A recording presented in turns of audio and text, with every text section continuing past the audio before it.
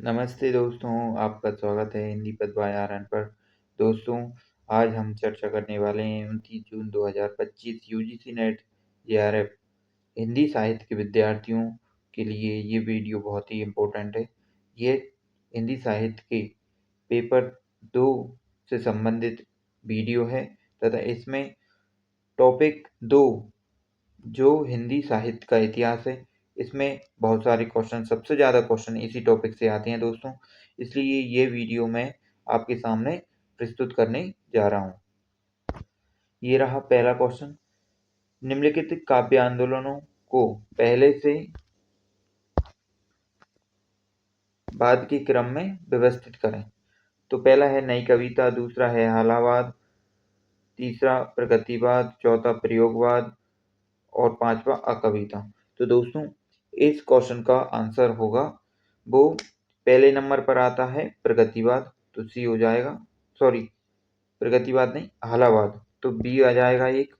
दूसरे नंबर पे आ जाएगा प्रगतिवाद, तो सी आ जाएगा। और बी और सी दूसरे में ही दिए हैं, तो इसका आंसर तो दो हो जाएगा।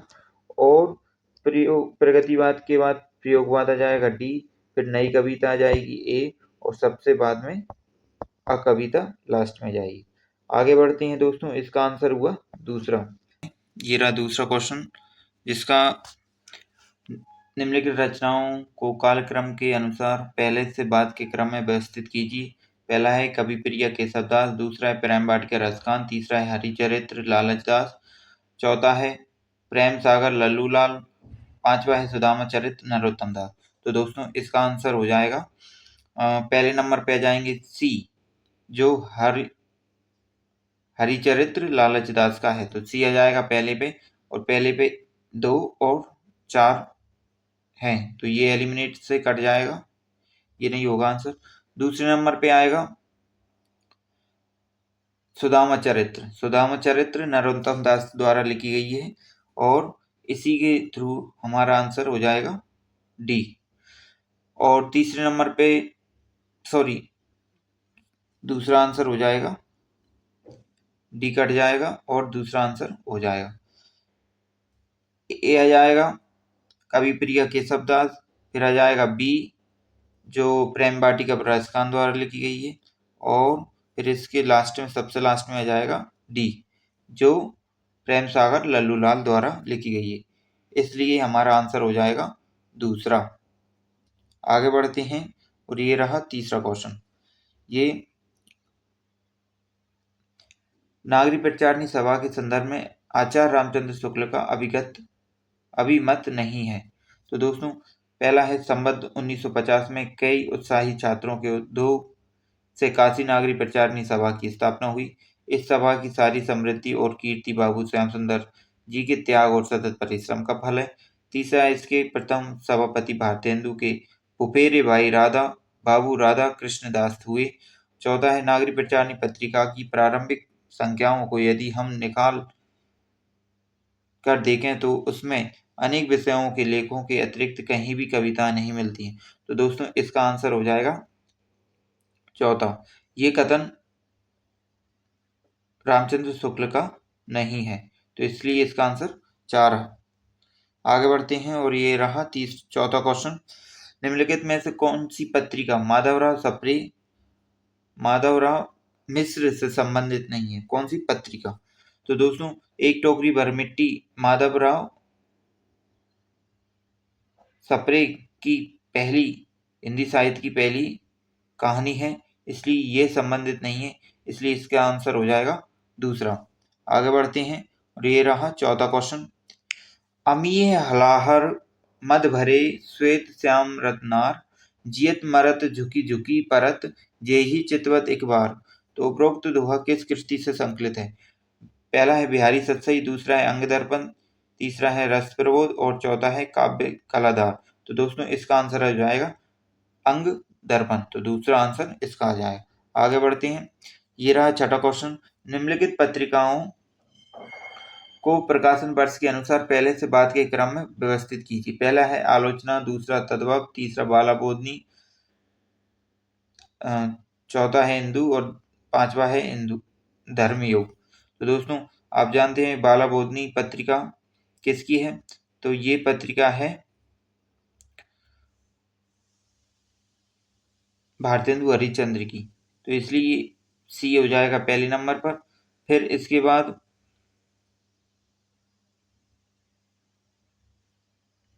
बाद हो जाएगा डी इंदु, और फिर इसके बाद धर्मयुग ई हो जाएगा, और फिर आलोचना एक ये हो जाएगा, और फिर लास्ट में बी तद्भव सबसे लास्ट में हो जाएगा, इसलिए इसका आंसर होगा दूसरा। आगे बढ़ती हूँ और ये रहा 7वां क्वेश्चन। सूची 1 को सूची 2 से सुमेलित करें। सूची 1 के रचनाकार हैं और सूची 2 में रचना है। जैसे पहला ए है महोपाध्याय हरप्रसाद शास्त्री, बी है राहुल सांकृत्यायन, सी है प्रबोध चंद्र बागची, और डी है डॉक्टर मोहम्मद सैयदुल्लाह।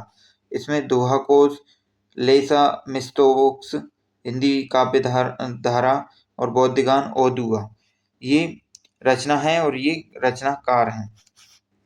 रचना और रचनाकार, तो हमें इसका आंसर देना है। तो इसका आंसर क्या होगा दोस्तों? इसका आंसर हो जाएगा पहले का बौद्धगान ओ दूहा। तो पहले का हो जाएगा बौद्धगान ओ दूहा, तो इसका ए का क्या हो जाएगा दोस्तों? ए का 4। फिर राहुल सांकृत्यायन का क्या हो जाएगा? डी सी हिंदी काव्य धारा, और प्रबोध चंद्र बागची का हो जाएगा दोहा कोश, और डॉक्टर मोहम्मद सैयदुल्लाह का हो जाएगा लेमा मिस्तोक्स। इसका आंसर कौन सा हो जाएगा? 3। इसका आंसर तीसरा हो जाएगा। आगे बढ़ते हैं। ये रहा 8वां क्वेश्चन। पंडित उदय शंकर भट्ट द्वारा विरचित कमला के संबंध में कौन सा कथन सत्य नहीं है? कमला भट्ट जी के प्रथम प्रकाशित काव्य कृति है। यह एक सामाजिक नाटक है। इसमें किसान आंदोलन का वर्णन किया गया है। इसमें सामाजिक असमंजस्य का मार्मिक चित्रण है। तो इसका आंसर हो जाएगा दोस्तों 1, कि ये कमला भट्ट जी का प्रथम प्रकाशित काव्य कृति है। ये गलत हो जाएगा, तो इसका आंसर 1 आ जाएगा। आगे बढ़ते हैं और ये रहा 9वां क्वेश्चन। भिन्न भिन्न शाखाओं से हजारों कवियों की केवल कालक्रम से गूंथी उपरोक्त वृत्तमालाएं साहित्य के इतिहास के अध्ययन में कहाँ तक सहायता पहुंचा सकती है? सारे रचनाकार को केवल आदि, मध्य, पूर्व, उत्तर इत्यादि खंडों में आंख मूंद कर बांट देना, यह भी न देखना कि किस खंड के भीतर क्या आता है क्या नहीं, किसी वृत्त संग्रह को इतिहास नहीं बना सकता। उपरोक्त पंक्तियां हिंदी साहित्य के किस इतिहास लेखक की हैं? तो ये क्वेश्चन है रामचंद्र शुक्ल द्वारा कथन पूछा गया है। इसका आंसर 1 हो जाएगा। आगे बढ़ते हैं। ये रहा 10वां क्वेश्चन। साहित्य अकादमी पुरस्कार से सम्मानित निम्नलिखित कृतियों को पहले से बाद के क्रम में व्यवस्थित कीजिए। तो पहले नंबर पर हो जाएगा टोकरी आंगन के पार द्वार, तो सी हो जाएगा पहले नंबर पर। फिर दूसरे नंबर पर हो जाएगा कविता के नए प्रतिमान, ई, और फिर उसके बाद बी हो जाएगा मुझे चांद चाहिए। फिर उसके बाद ए, दो पंक्तियों के बीच, और फिर इसके बाद डी, एक टोकरी में दिगंत। तो ये क्रम रहेगा इसका, इसलिए इस क्रम का एक आंसर मिलता है। इसका आंसर होगा 1। आगे बढ़ते हैं। ये रहा 11वां क्वेश्चन। निम्नलिखित में से किस पत्रिका संपादन बद्रीनारायण चौधरी प्रेमगन ने किया था? ये बहुत ही सिंपल क्वेश्चन है और इसका आंसर ये आनंद का कादम्बिनी है। इसका आंसर हो जाएगा 4। आगे बढ़ते हैं। ये रहा 12वां क्वेश्चन। सूची 1 को सूची 2 से सुमेलित करें। सूची 1 में रचनाकार दिए हैं, सूची 2 में रचनाएं दी हैं। पहला है अयोध्या सिंह उपाध्याय हरिओद, लाला श्रीनिवास दास, राधाचरण गोस्वामी, बालकृष्ण भट्ट, और रचना दी है प्रहलाद चरित, प्रद्युम्न विजय, दमयंती स्वयंवर और अमर सिंह राठौर। तो दोस्तों इसका क्वेश्चन हो जाएगा, इस क्वेश्चन का आंसर हो जाएगा दोस्तों कि पहला जो अयोध्या सिंह उपाध्याय हरियोदय है उसकी प्रथम विजय नाम की एक रचना थी, तो इसलिए इसका ए का हो जाएगा 2। लाला श्रीनिवास दास की पहला चरित्र थी, तो बी का हो जाएगा 1। तो 1 इसमें ही है, पहले में ए का बी का 1, और राधा चरण गोस्वामी का हो जाएगा अमर सिंह राठौर, और बालकृष्ण भट्ट का हो जाएगा दमयंती स्वयंवर। तो इसका आंसर हो जाएगा 1। आगे बढ़ते हैं, ये रहा 13वां क्वेश्चन। सूची 1 को सूची 2 से सम्मिलित करना है।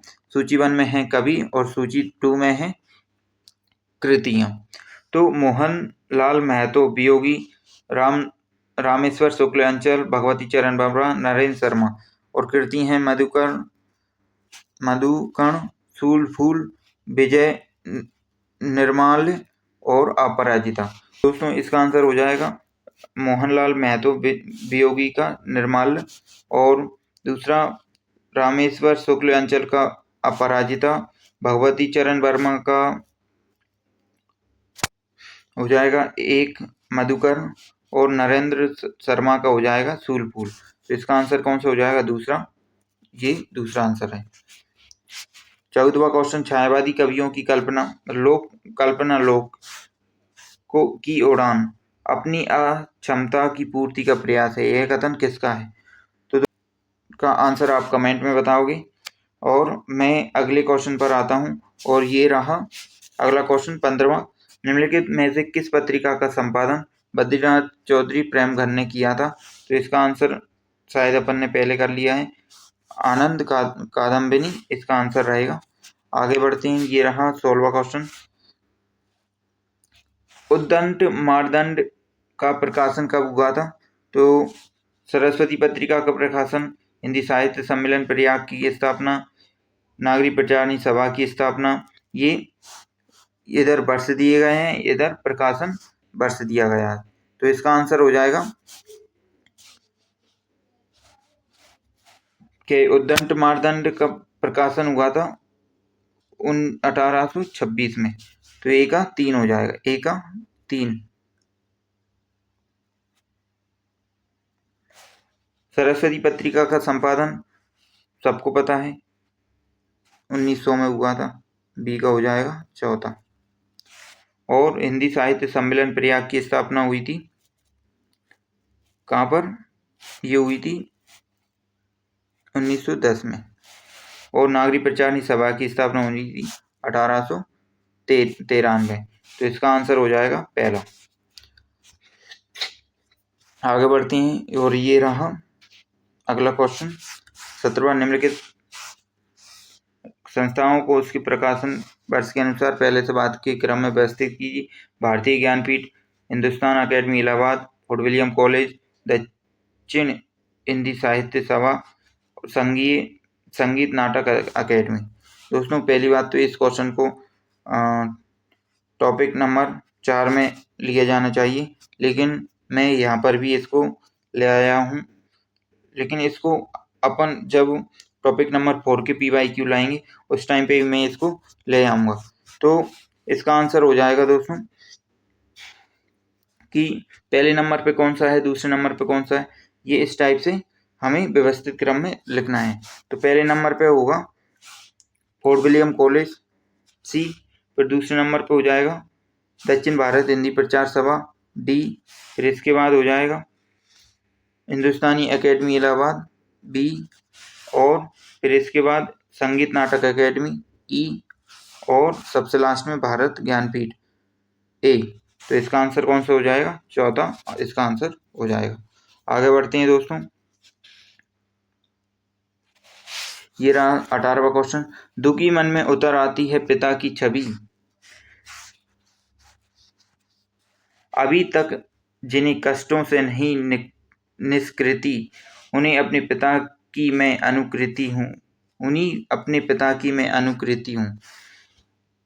उपरोक्त पंक्तियों में रचयिता हैं धर्मवीर भारती, रघुवीर सहाय, नरेश मेहता और हरिनारायण व्यास। तो इसका आंसर हो जाएगा रघुवीर सहाय दूसरा। आगे बढ़ते हैं। ये रहा 19वां क्वेश्चन। ठाकुर कवि दिए हैं और फिर पंक्तियां दी गई हैं, ठीक है।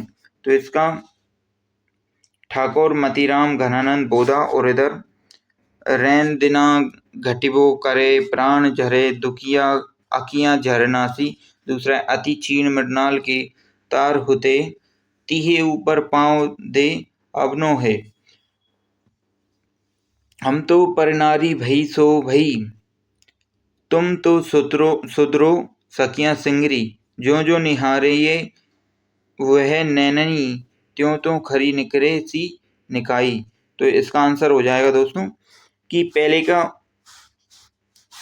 का आंसर हो जाएगा ठाकुर जी का हम तो पर नारी भई सो भई तुम तो सुतरी सखियां सिंगरी। तो एक का 3 हो जाएगा। फिर दूसरा मतीराम का हो जाएगा चौथा ज्यों ज्यों निहारिये हुए नैना त्यों त्यों खरी निकरे सी निकाई। और घनानंद का हो जाएगा कि रैन दिना घुटबो करे प्राण झरे दुखियां आखियां झरनासी।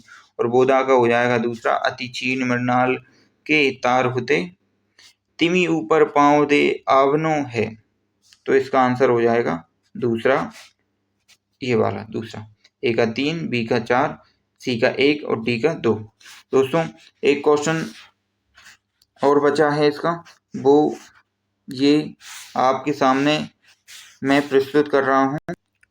नंद किशोर आचार्य निम्नलिखित में से किस सप्तक के कवि हैं? चौथा सप्तक, दूसरा सप्तक, तीसरा सप्तक और तार सप्तक। तो दोस्तों इसका आंसर भी आप कमेंट में मुझे बताएंगे कि इस नंद किशोर आचार्य निम्नलिखित में से किस सप्तक से हैं। दोस्तों अगर ये वीडियो आपको पसंद आई हो और आपको ये यूजफुल लग रही हो तो प्लीज़ मेरे चैनल को सब्सक्राइब करें, जिससे कि मैं अगली वीडियो के लिए प्रोत्साहित हूँ और आपके सामने एक अच्छा कंटेंट प्रस्तुत करता रहूँ। धन्यवाद दोस्तों, आपका दिन शुभ हो। जय हिंद।